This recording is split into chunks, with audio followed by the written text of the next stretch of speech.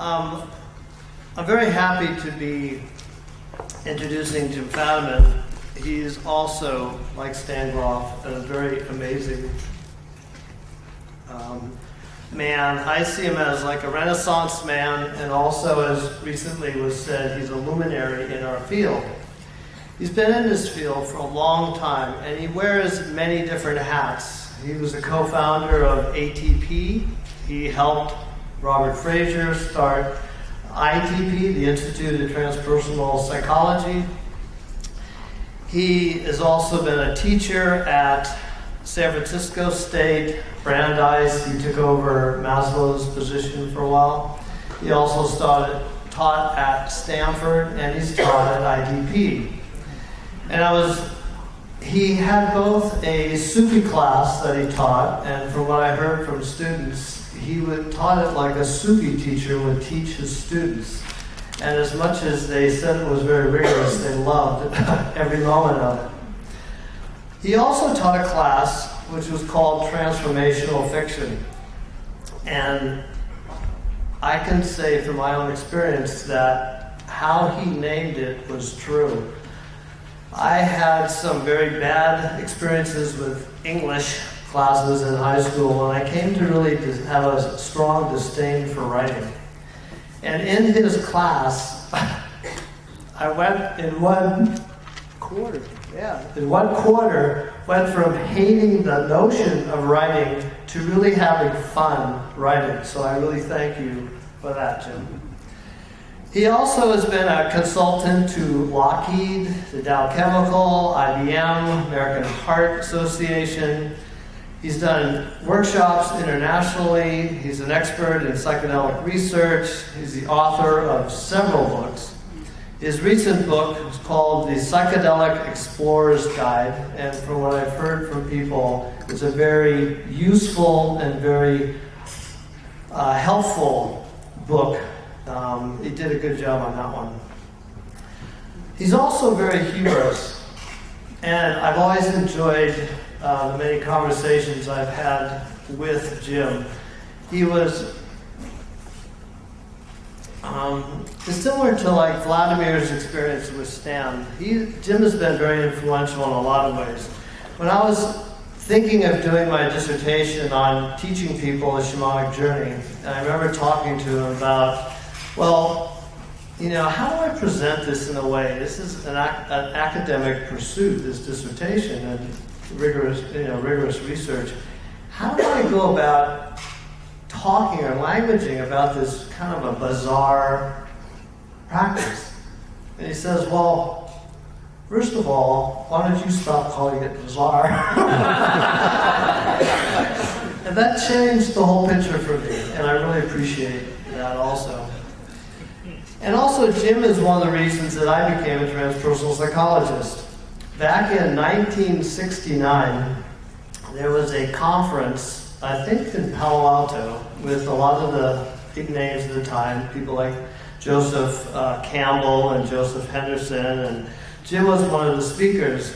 And I'll never forget, he introduced himself as a consciousness entertainer. And I went, whoa, because I've been doing consciousness studies for a while at that point. I really liked that image, that I could be a professional and have fun too. And to do this in a way to entertain, it doesn't have to be this serious kind of a pursuit. So I also am very grateful to Jim for that. And in the last ITP-ATP conference that we had in Menlo Park in 2012, he ended his keynote speech with a challenge. And the challenge was, what contribution will you bring to the world? And so I'll say, Jim, this symposium. So, we're here anyway. Without any further accolades, I will pass it on to Jim Fadiman.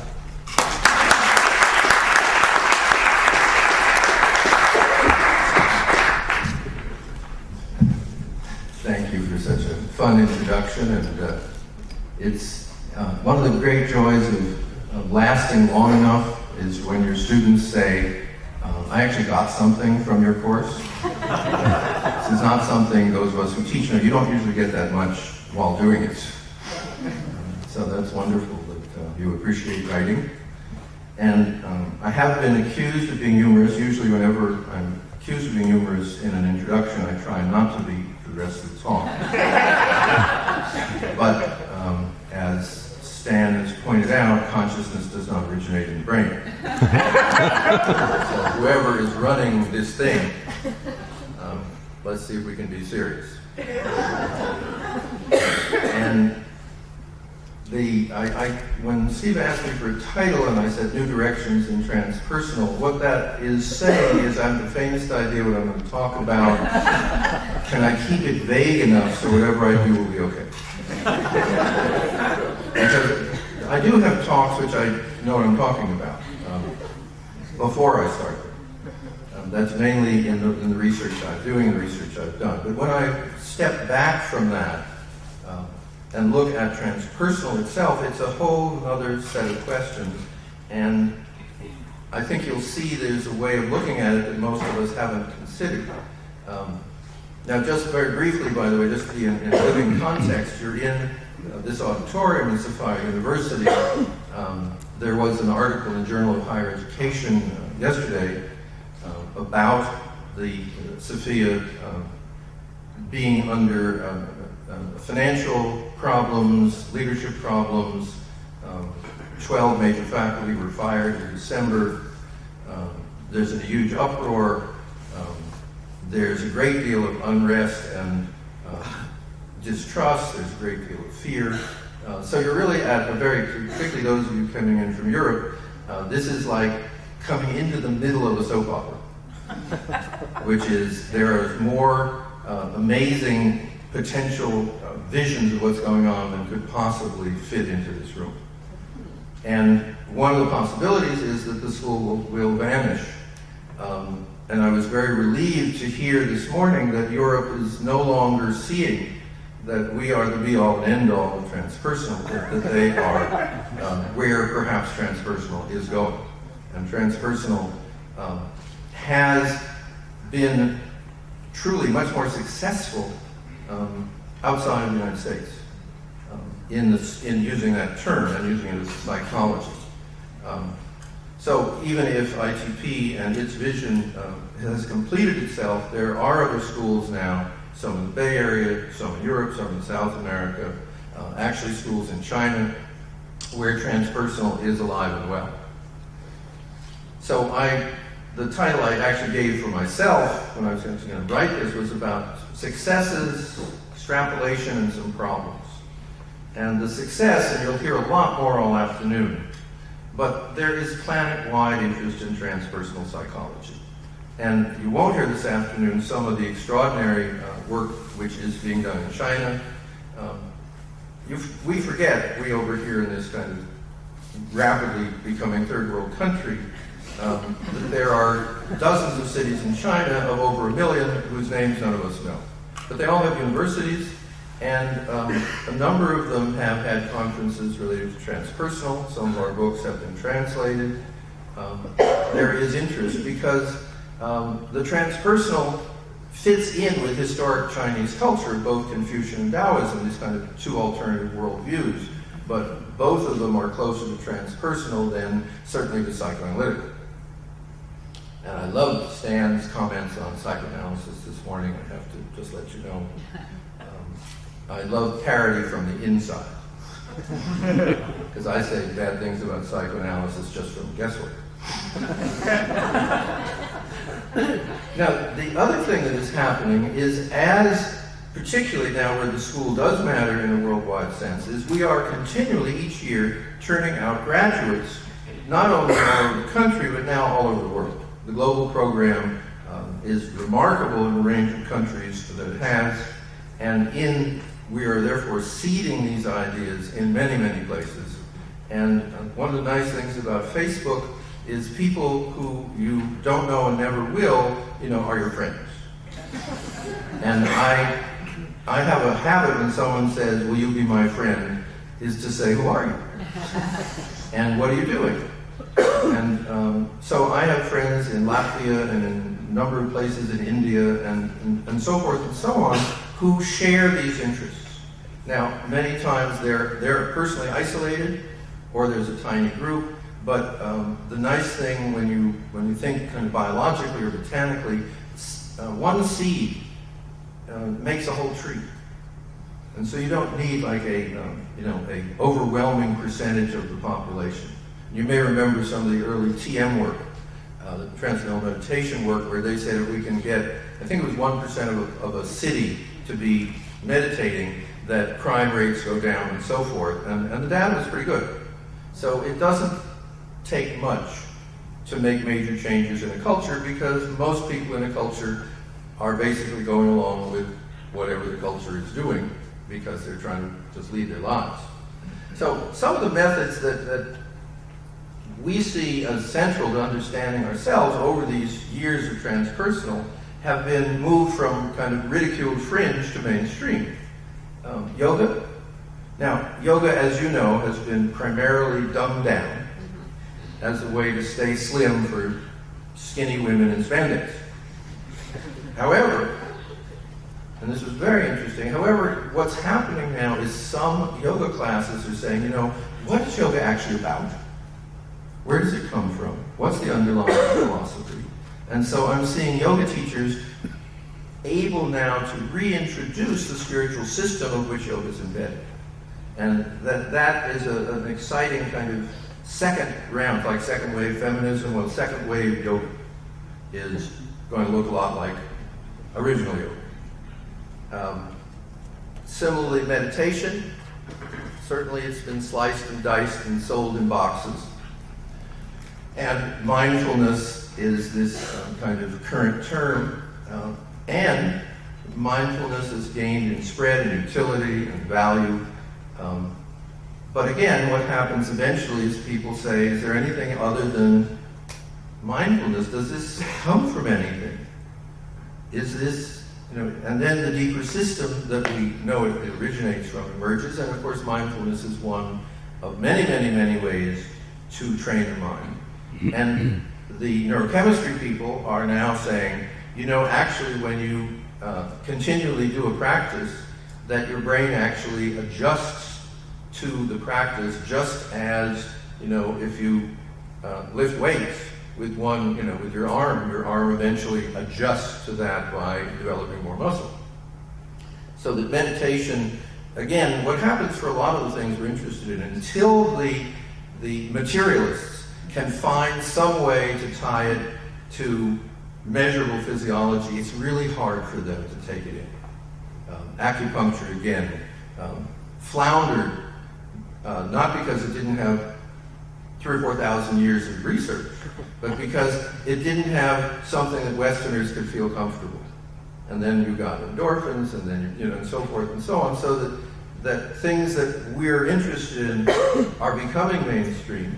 And certainly, holotropic breathwork is one of those, which is, the nice thing about holotropic breathwork is people get better.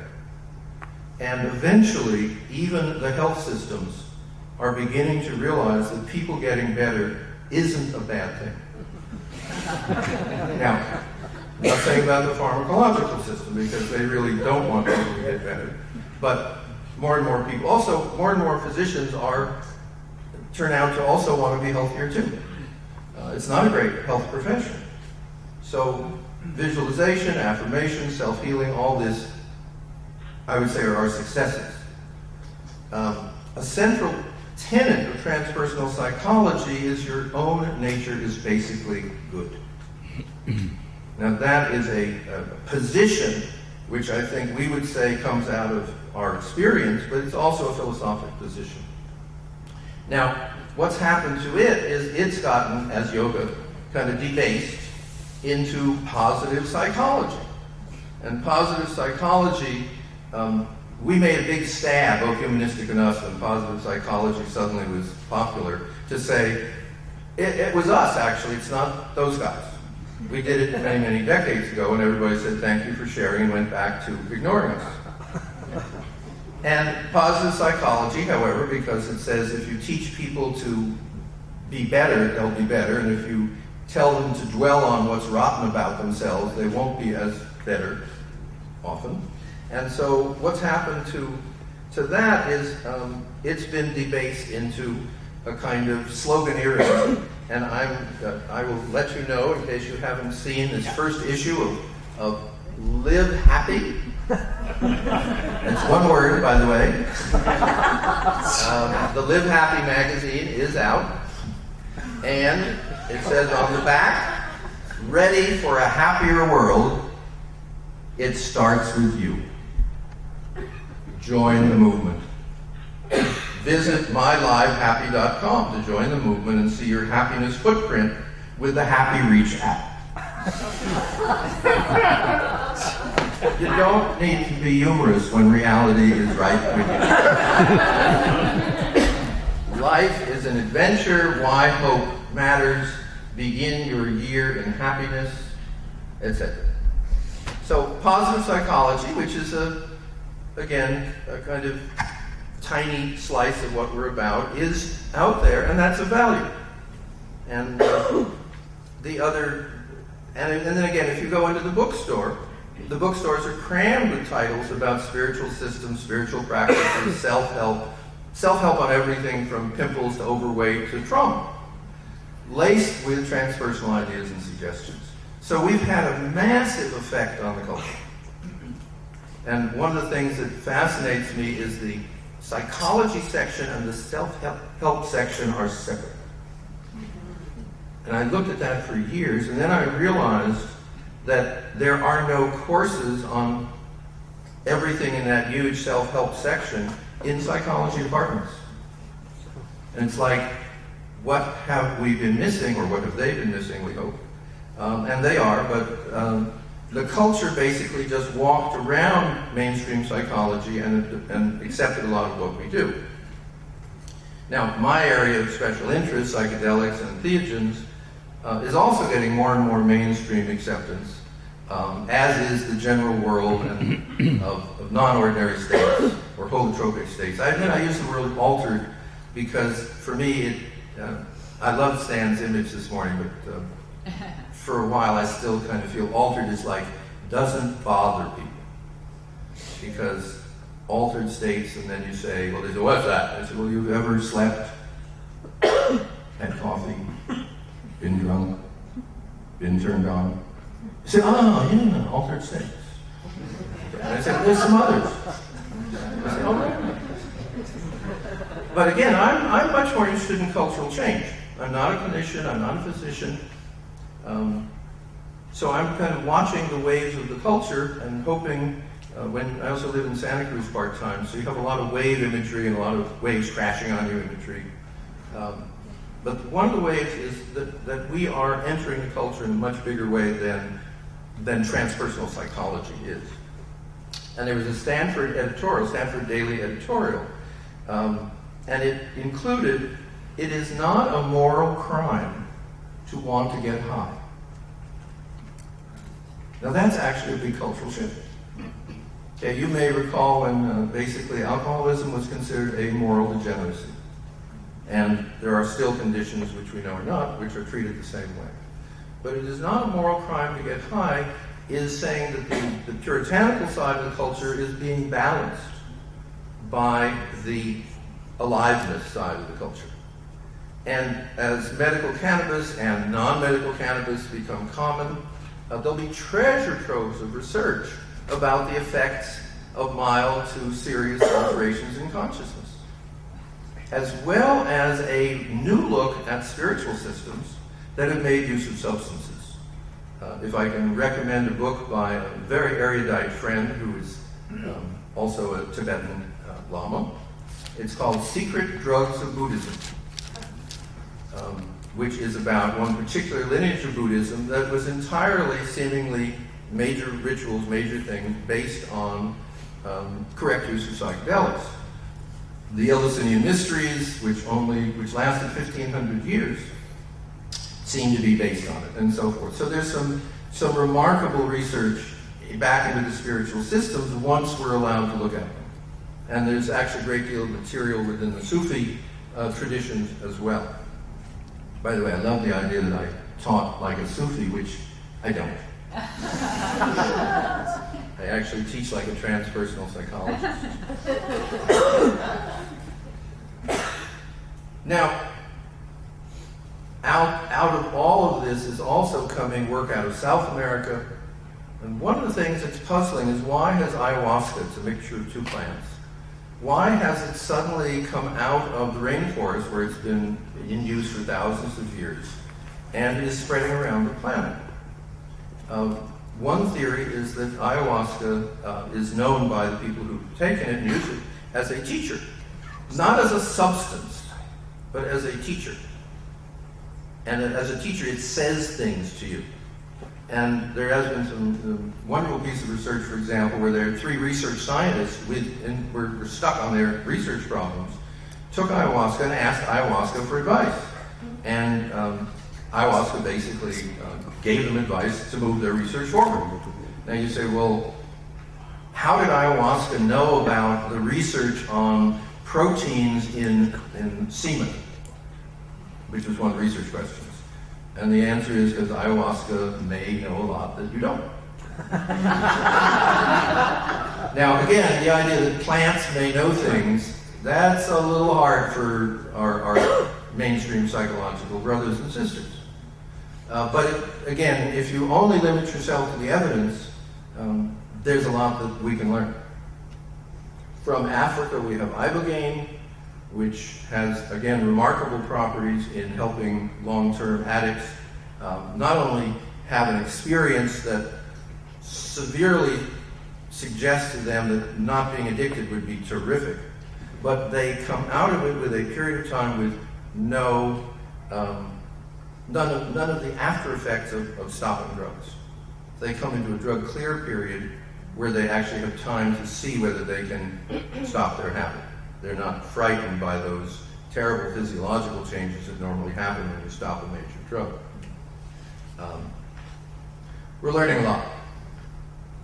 Now, my prediction, however, is that we have, and if we look at it, we've made very little headway in formal psychology. I know when I went to Europe, the last time I kind of worked inside a university, the psych department was divided into the cognitive behaviorists and the Freudians, and they didn't talk to each other. And I thought, whoa, in some ways Europe is behind the times, but maybe only in academic departments. And what you have to understand is psychology is not about to welcome us, because we are a threat to their well-being. And Larry LeShan noted many years ago that psychology is trying to be a science. And it's kind of like a little kid trying to be taller. And they just keep reaching. And as Larry described it, if you think of when psychology started inside the university, it looked around and it saw who's getting the new buildings, who's getting the big endowed chairs, who's getting the promotions, where's the action? Is it in the education department? Is it in the religion department? Is it in the philosophy department? Oh, chemistry, physics, biology, botany. Let's go over and hang out with those people. They're the popular kids. And they look at us and they say, you're not a real science. I say, yes, we are. Look, numbers. Look, statistics. Lots of statistics. Look, we can measure physical things. Aren't we real science? No. You're not measuring anything that we think exists. Well, what if we drop all the things that you don't like? I once ran into it. I was with a number of PhD graduate students at Stanford, and I was asking about their research. And the one that just made me sad for weeks was, I'm doing my dissertation on the visual system of ferrets. And I thought, this is a PhD in psychology. And I thought, then, what will ferrets get from this research? So it was very nice. That was actually, I think, when I was thinking of stopping teaching at Stanford and just teaching here instead. But I want you to get something quite interesting. The divide between traditional psychology, mainstream psychology, and us extends back to the beginnings of what we might call Western civilization. You might be surprised to learn you're on one side or the other of a millennium-long debate between, just don't go to sleep, between the followers of Plato and the followers of Aristotle. Now, I know you have not been thinking about that recently. So let me bring you up to speed, because to the extent you had an education in psychology, you may have heard their names, but you sure didn't learn anything. So the question that they were both struggling with, and that we're still struggling with, is how can you acquire knowledge of the real, the unchanging, in a world where the most obvious fact is that everything is changing? Now, philosophically, that's a very hard question, and experientially, it's a very hard question. But it's a very good question. And Aristotle and Plato came to different conclusions. Aristotle basically said the truth and the good can be found by studying the natural world, the world of forms, the world of objects, including those we create. That if you study the natural world, you will learn about what is real. Plato said that all those changing forms are versions of the perfect forms they evolved from. That every chair comes from an ideal form of chair, as does every flower and every person. And there is a reality that transcends form. This is the distinction. And it can be approached through study of the forms. So, in a sense, if you engross yourself in beauty, you can begin to see the transcendent reality behind beauty, that which emanates and creates beauty. So, given those two, how are you going to get to truth? Let me give you a kind of modern version of it from the Platonic side, which if God is infinite, he can be approached in an infinite number of ways. This is a way of handling the kind of sectarian foolishness. Well, I've simplified past all possibility these two major positions. But you need to see that the argument is not settled, and that most of us are on one side, and that most of science is on the other. And just to make life a little more complicated, and if you're taking notes, you're going to end up with a little box with 4 squares in it. I'm just warning you in advance. And if you can visualize 4 things at once, you're doing fine. 2 kinds of science. One is called evidence-based, which means that all forms of observation are accepted. The other kind of science is, I would call, dogma-based, which also has a term called scientism, which is, there's a whole area of experience, of so forth and so on, which doesn't exist, no matter how many people say it does, because it doesn't fit into our basically dogmatic or religious system, which has a certain Aristotelian taste of it has to be visible, measurable, discoverable by someone not interested, and so forth. So imagine that distinction, and then you say, well, what is transpersonal psychology? I'm a regular psychologist. I don't know I'm an Aristotelian, but I am. And then I read the Association for Transpersonal Psychology, this is today's conference, promoting a vision of the universe as sacred. And I think to myself, these are not my people. Promoting a vision? Sacred universe? Saying this universe sacred? Come on. What's going on? So they basically say, these people are not part of us, both philosophically and also energetically, because to the extent that we bring them into mainstream psychology, the big kids who we're trying to impress will like us even less. So if you can imagine a table here, and Aristotle, Plato, okay? And then on this side, this is hard. Dogma and evidence. Now, Aristotle and dogma are dogma-based scientism is what we would call mainstream psychology, right? Now, where is transpersonal? Here's your forks. It's over on the other corner. It's Plato, Platonic forms, higher consciousness, a divinity behind all things, and evidence. The evidence being observation. The evidence being, for example, are there non-material beings with some kind of intelligence that have something to do with human behavior? Well, the evidence is every single culture but mainstream psychology in the history of the universe says yes.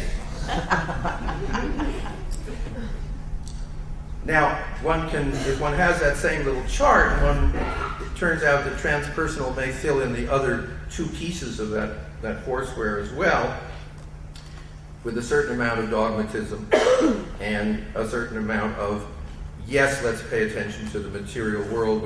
These are the kind of neuroscience people that if I could only understand the brain well enough, I would understand Beethoven.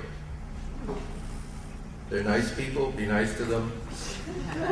If you see them crossing the street, give them your hand because they're blind. But they're nice. Let me give you a quote from the father of transpersonal. Maslow is considered the father, so this would be the grandfather, William James. He's talking about empiricism, or paying attention to what is. And he's talking about what he calls, in his philosophical terms, radical empiricism.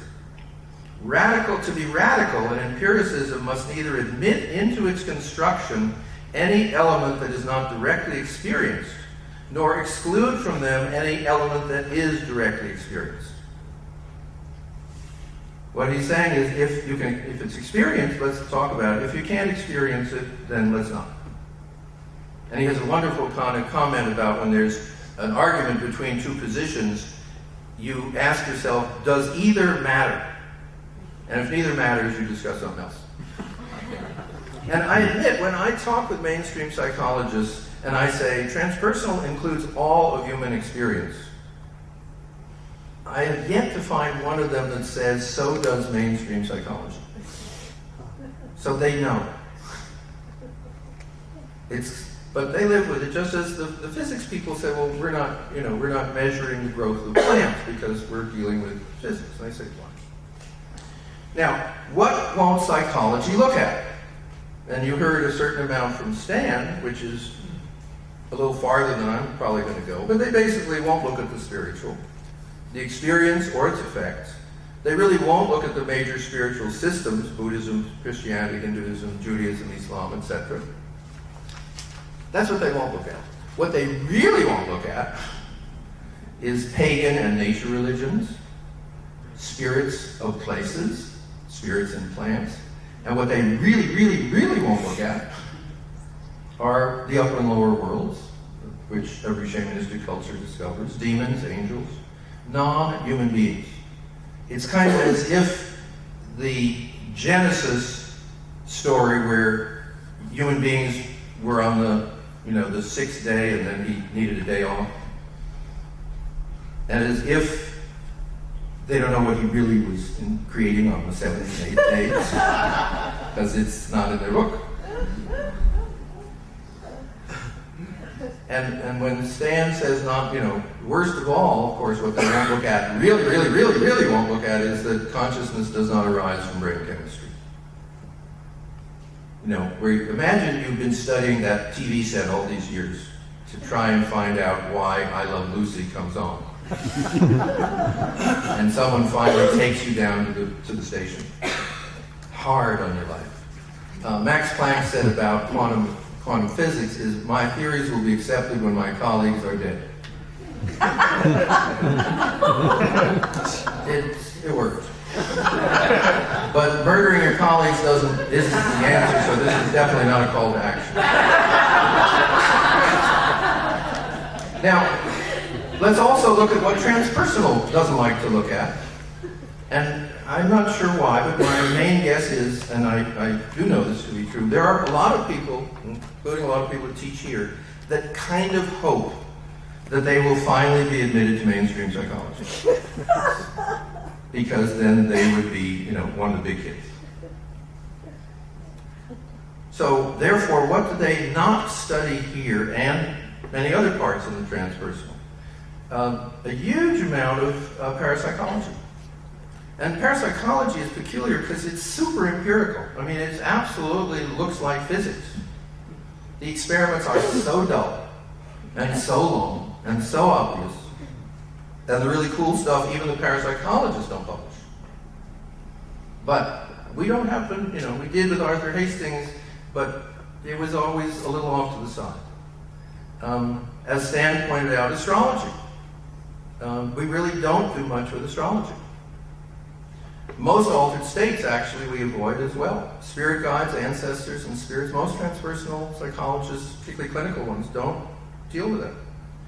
And to some extent, psychedelic experiences, and of course, plant intelligence is the one that's really tough to include, because once you include all that, will never look like physics. And therefore, you have to really make an internal decision. Is, am I going to try and join the club that doesn't want me and give up my soul? Or am I going to have my soul and never be accepted by the people I'd like to accept? And that's really, particularly if those of you who are students, that's a tough one. Fortunately, the wonderful thing about being a clinical psychologist is you usually take someone into your office and you close the door. Whatever you do in there, who knows? And when people get better, you get other people coming through the door and the system works. Now, let me make a different distinction between, and I look at the regular psychological literature a lot, because for reasons quite puzzling to me, I am a member of APA and have been for decades. So I read a lot of stuff that goes on. And I have to make a distinction between the worthless and the useless. And this is something I learned as a graduate student. And journals have this wonderful thing they do for you. They put an abstract at the front. And if you just read the abstract, you can then ask the critical question. If so, so what? And your reading of journals goes very, very, very fast. Because an astounding amount of research doesn't pass that test.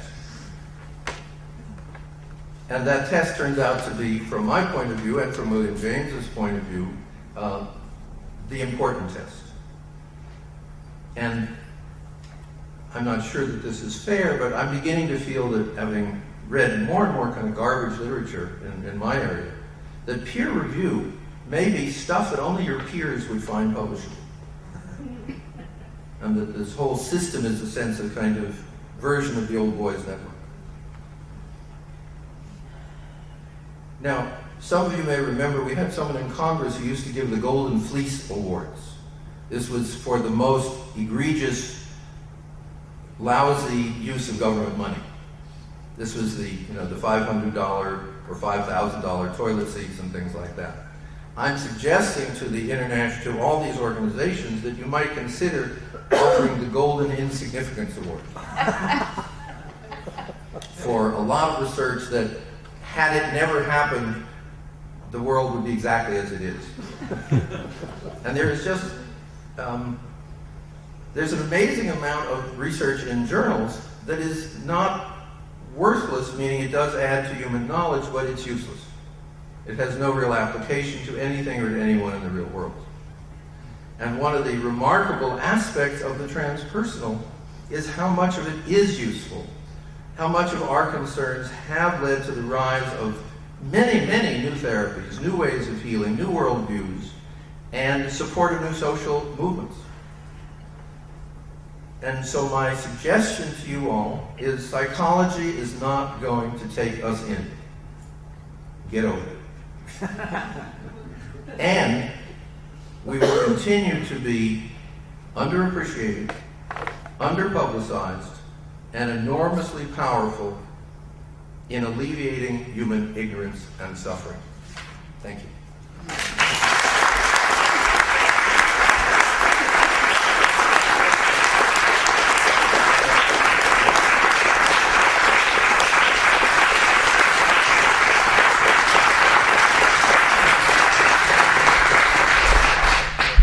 If we could also have the house lights on, and if we're going to have questions, we have some time for questions. It's a lot easier to see people when I can see them. So if anyone would like to have a question, I think the mic is somewhere. I mean, it is somewhere. And if there are no questions, then you get to have lunch. Oh, I shouldn't have said that, should I? You'll get lunch either way. Okay. I didn't mention my psychedelic work. Jim? Yeah. I just wanted to thank you, because you're at a point in your career where it's easy for me to say that there's a number of people that came to our field with tremendous gifts, and they put 20, 30, 40 years, or however long, of their lives into something. And I empathize with you deeply. That we did think we were going to really change the world in a way we would get recognized. And I empathize and I salute you for putting your whole career into doing it anyway. Well, we're not a big crowd here, but you know everybody loves you. And everybody in this room really loves you.